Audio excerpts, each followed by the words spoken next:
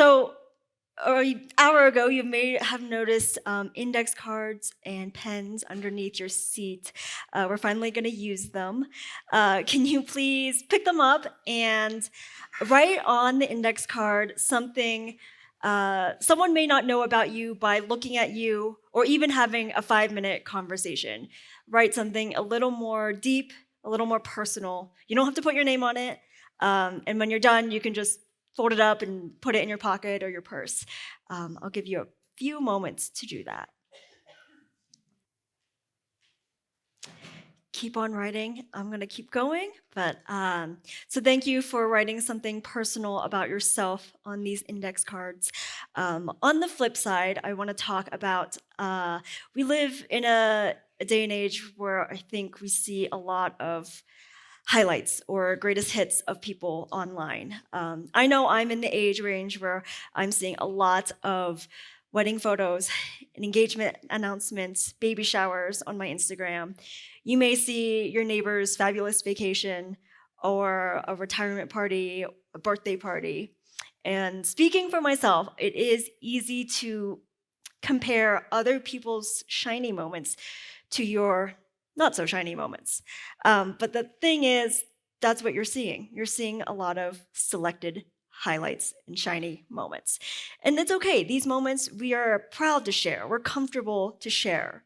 But my question is, if we edit out the raw or the broken or the real parts of ourselves or our lives, do we starve compassion, empathy, understanding of oneself and each other? What would happen if we stopped performing or only showed certain parts or the best parts of ourselves and started to see and be seen? Earlier this summer, I was asked to write this article for work. We have a new initiative called Ambassador 64. It's about going into the community and hearing everyone's story and their lived experience and sharing it. So I was asked to write this article to kick off this initiative that would be published in 11 news outlets around Colorado. And this was one of the first opportunities that I accepted, and it made me realize and maybe confront my own parts that I chose to hide and not share. So here's some vulnerability and rawness about me. I was born in May of 1997 in a rural town in southern China. Time, unknown. Weight, unknown. Length, unknown. And the first 15 minutes of my life, unknown. In August of 1998, I was adopted by Italian and European parents from Pittsburgh, Pennsylvania. My parents were and are the best parents that could have adopted me. I found support in every corner of my life growing up. However, I guess a through line through my childhood, my teen years, and yes, still sometimes in my adult life, is the resistance and refusal to acknowledge my Chinese background. Jokes were made to my friends growing up that I was 100% Italian and 0% Asian.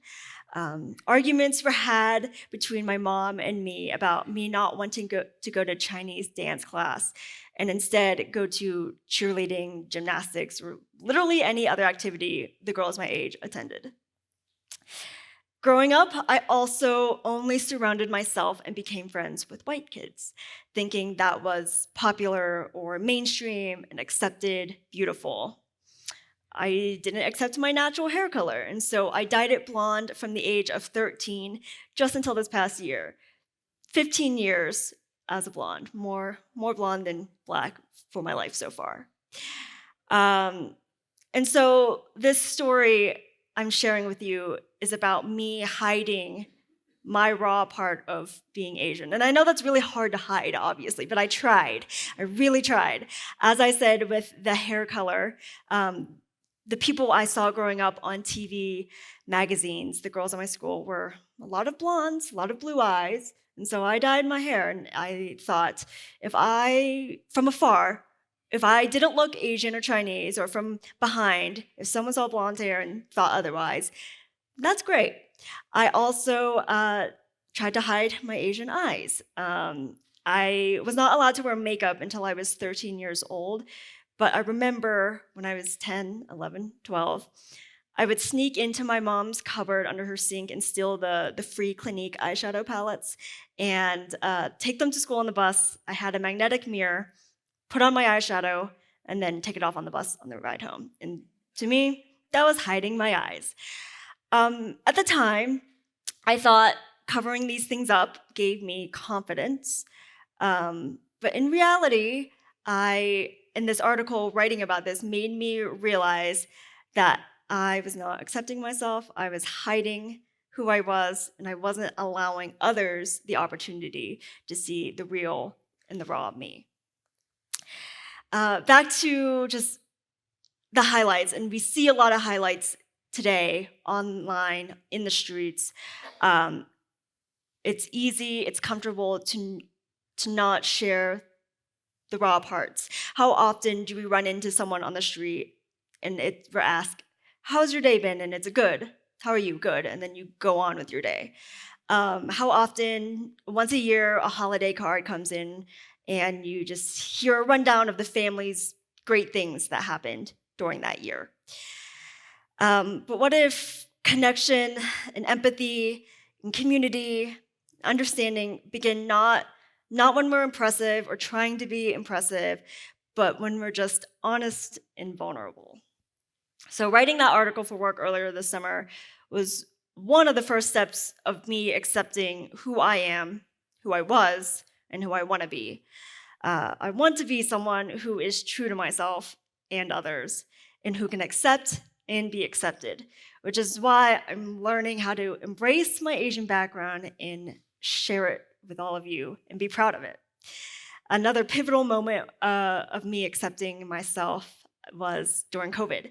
I was working from home, like a lot of us were, and that was one of the times that I was not going out all the time, not trying to show off, and so I didn't wear makeup. And I would put on makeup before high school swim practice. And so that's how extreme I did not want to see my face. But during COVID, I just stopped wearing makeup because who was I seeing? No one, actually.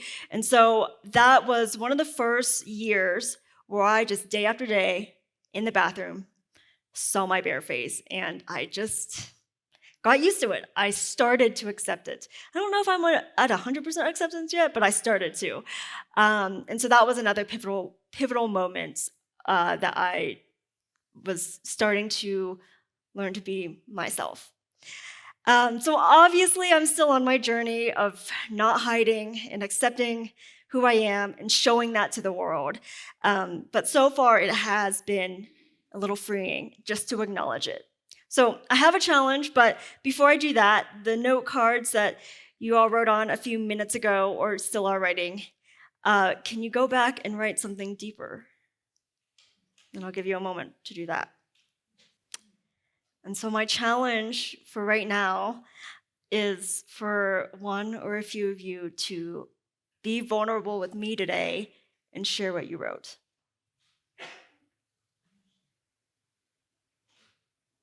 Yes. You can stand up. I don't run this thing. Do you want me to say it? Yeah. So I'd love to do a TED Talk, but I'm terrified. Thank you. And the next one is, I'm scared to fail. Thank you for sharing. Anyone else that would like to share?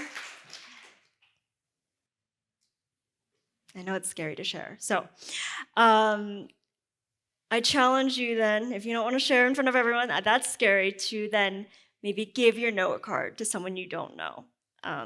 They're anonymous. Hopefully you didn't put your name on it, but I challenge you to share your note card with someone. Thank you for coming out and listening, and let's start to listen to each other, connect, and build empathy with each other. Thank you.